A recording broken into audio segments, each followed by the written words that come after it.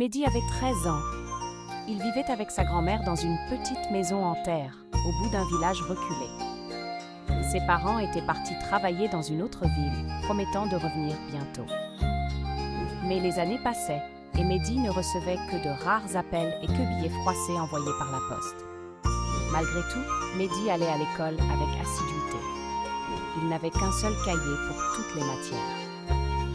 Les pages étaient remplies de mots serrés, d'exercices recopiés, de dessins entre les marges. Il le protégeait comme un trésor. Un jour, alors qu'il marchait sous la pluie pour se rendre à l'école, il glissa dans la boue. Son cartable s'ouvrit et le cahier tomba dans une flaque d'eau sale. Il le ramassa en panique, essaya de le sécher avec sa veste, mais l'encre avait coulé.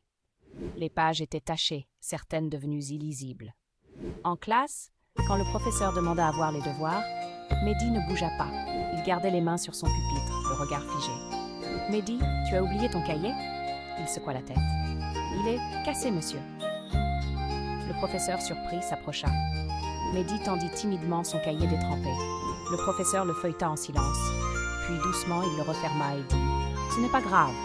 Ce que tu as appris est déjà ici. » Il posa sa main sur le cœur de Mehdi. Ce geste, simple, fut pour Mehdi une étincelle.